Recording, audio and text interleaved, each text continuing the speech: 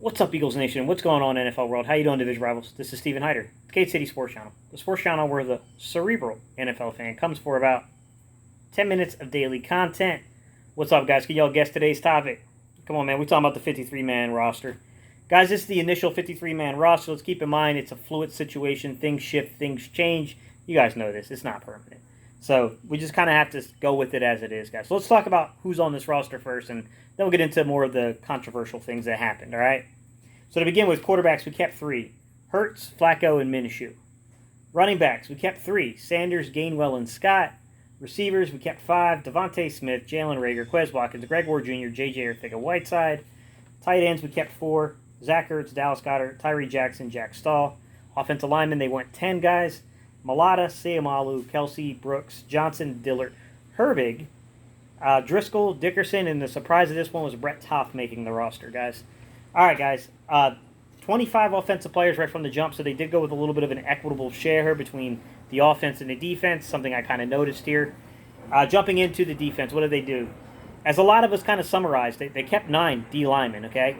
Some of these guys, like I said, guys, some of these guys are hard to say because some of our linebackers can be defensive ends. Some of our defensive ends can give you defensive tackle play. So it's a variable group between that front 7, guys, to say the least. All right, defensive linemen. Derek Barnett, Brandon Graham, Ryan Kerrigan, Josh Sweat, Tarron Jackson, Milton Williams, Fletcher Cox, Javon Hargrave, Marlon Tuipulotu was the surprise. I was really high on Marlon Tuipulotu coming out of college. He's a natural nose tackle. One of the few guys I know for a fact has experience playing that zero shade, the one tech and like a 2-eye. He played a lot of it in college, but he didn't look strong enough for the NFL to me in his preseason games. I know he had a good game against the Jets, but I was a little shocked they put him on the initial roster, especially when we look into the fact that T.Y. McGill was on the COVID list to start the year. I don't know what happened there, guys. And then the other player is Hassan Ridgeway, who is more of a nose. So I'm assuming the Eagles feel more comfortable passing Hassan Ridgeway, who probably won't go through waivers. I think he's got at least 4 years of accumulated time in the NFL. Maybe I'm wrong. I don't know. I have to look that one up, guys. But if he's got over 4 years of accumulated service in the NFL, then he's not subject to the waiver wire. So, technically, as long as someone doesn't beat you out for either playing time or a better price, you're probably going to get him back. So I think maybe that's what they looked at with Hassan Ridgeway and then thought, like, well, Marlon Tuipulotu is probably going to have teams that really would want him.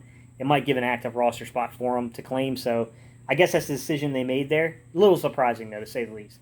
Linebackers. Some of you guys thought I was pretty heavy with carrying 6 linebackers. Man, the Eagles won up to me, and they carried 7. So they carried Eric Wilson, Alex Singleton, T.J. Edwards, Jannard Avery, Sean Bradley, Patrick Johnson, and Davion Taylor, giving them 7. Cornerbacks, I hit the nail on the head, guys. Darius Slay, Steven Nelson, Avonte Maddox, Zach McPherson, Josiah Scott. And in safeties, I thought they might go heavier here, but they went heavier at linebacker and a little lighter on safeties. So they went Anthony Harris, Rodney McLeod, Marcus Epps, and then Kayvon Wallace. A little surprised there just because I don't know where Rodney McLeod's health is, although he was activated and he will be in practice now. And Kayvon Wallace has had a couple of groin injuries now. So, I was a little shocked they didn't go heavier at that positioning group, to be quite honest, guys. But I guess they felt like they could get guys through to the practice squad and then make them active on game day if need be. So I can kind of understand that. Let's get into the controversy, guys. A couple things I noticed kind of floating around Twitter sphere and things like that, guys. Number one, some people were a little, kind of confused. Like, what happened with Jordan Howard? A lot of people said, including Gates, said he would probably be on the active 53. I think what happened with Jordan Howard is he's a vested veteran, so he doesn't go through the waiver wire. He's a guy that if he's not on the roster come week 1, I'm not saying that will or won't happen. It's not like his salary is that big, guys. But if he's not on the roster in week 1, you do not have to guarantee his salary. So I do think that potentially plays a role. And I think the Eagles just feel like he didn't have a lot of interest before coming to Philly. So there's a pretty good probability you're going to get him back. So, I think he's a guy who's going to get added back, to be quite honest. Now, the other thing is Richard Rodgers, right? We kept 4 tight ends, and one of them wasn't Richard Rodgers. I think that one's a little bit more dangerous. I think we're flirting with a little bit more disaster there, right? Because although the Vikings got their player from the Jets, they traded for a tight end, I still think you got to be careful in New Orleans, man. New Orleans they need tight end play right now. Richard Rodgers he's a fair tight end. He's fairly decent. We'll see what happens there, guys. But I think they're thinking the same thing with Jordan Howard on that one. They decided to keep Tyree Jackson and Jack Stoll, and I'm going to get into some of the particulars of this, but that's what they decided early on into the roster. And in offensive line, some of the bigger news is Matt Pryor got traded, and then Brett Toth made the roster, guys. And I heard reports late Monday night that the Eagles really liked the idea of Brett Toth being the swing guard tackle on the left side and Jack Driscoll being that swing guard tackle on the right side. Then you plug in guys that got some versatility between guard and center, between Landon Dickerson and Nate Herbig, and you got yourself 4 really good reserves. Andre Dillard's got to develop as a backup, guys.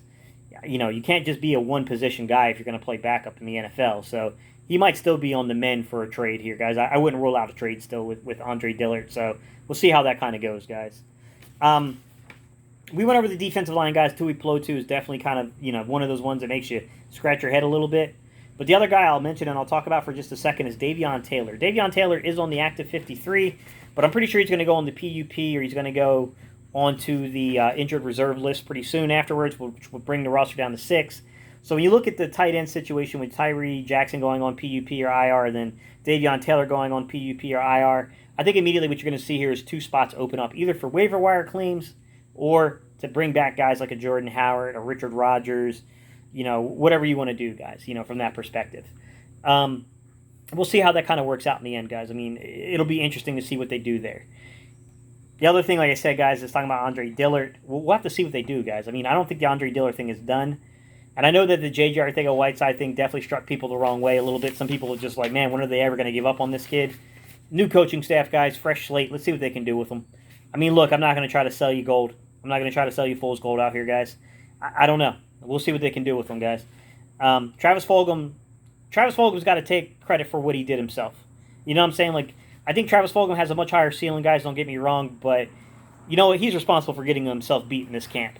He's the one who didn't take the competition seriously, or at least he didn't take it seriously enough, and he got beat out, guys. I mean, he got beat out. You know, I saw a few of you guys were really disappointed about John Hightower not making it either, saying, you know, he does give you some kickoff return ability, and he is a vertical threat.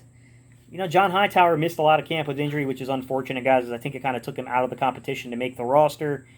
And I think it's got to be factored in, guys, of why John Hightower's on the outside looking in. The other thing they focus on, guys, in terms of trade is what happens with Zach Ertz. Some of these tight end position groups are filling in, and like I said, we do have Richard Rodgers floating around there to be claimed, so that could really do some things with the Zach Ertz situation to make it kind of tough to trade him, guys, to be quite honest.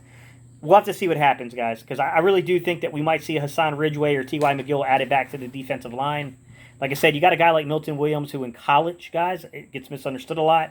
He was a 5 technique in college that because of a COVID season to where there was a reduction in scholarship players that were available to play, Louisiana Tech asked him to bounce inside as a 3 technique, which gives him versatility that makes him intriguing to keep on the roster, but he's not a down-in and down-out 3 tech.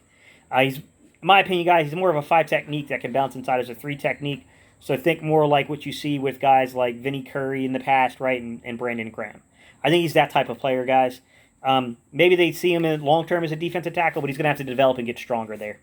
I definitely think when he played the better teams like Marshall and he played teams like BYU, you saw that on running downs, he got moved. He got moved up out of the hole, guys, out of his gap responsibility. So, you know, there are some things there with that one. But he gives you versatility, just like Brandon Graham does. So allows you to do some things kind of with your roster.